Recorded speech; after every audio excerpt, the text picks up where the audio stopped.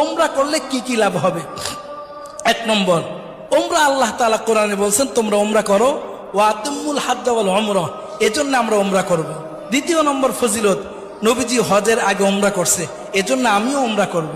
তৃতীয় নম্বর, যেই ব্যক্তি ওমরা করবে ওই ব্যক্তি নবীজি বলছেন সে যেন আমার সাথে সাক্ষাৎ করলো, সুবহানাল্লাহ।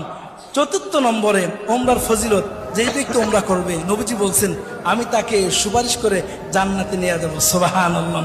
পঞ্চম নম্বরে, ওমরা করতে গিয়ে আমরা বাইতুল্লাহতে নামাজ পড়ি, 1 রাকাত নামাজে 1 লক্ষ রাকাত নামাজ পড়ার সওয়াব পেয়ে যাব, সুবহানাল্লাহ। 6 নম্বর ফজিলত হলো দুনিয়াতে থেকেই জান্নাতি জিনিস এর মধ্যে চুমা দেওয়ার সুযোগ হয়, যেটা হলো আসওয়াদ পাথর, হজরে আসওয়াদ, এর মধ্যে চুমা দেওয়ার সুযোগ হয়। 7 নম্বরে, ওমরা করলে জিন্দেগির গুনাহ মাফ হয়ে যায়। 8 নম্বরে, ওমরা করলে দোয়া কবুল হয়। 9 নম্বরে, ওমরা করলে, ওমরা করার সময় যখন আমরা লাব্বাইক আল্লাহুম্মা লাব্বাইক বলি, নবীজি বলেন লাব্বাইক বলার দ্বারা সাথে সাথেই তার সমস্ত গুনাহ খাতা মাফ হয়ে যায়। 10 নম্বরে, যেই ব্যক্তি ওমরা করেন, ওমরা করার কারণে জান্নাতের বাগান রওজাতুম মিন রিয়াজিল জান্নার ভিতরে তার যাওয়ার সুযোগ হয়ে যায়। 11 নম্বরে,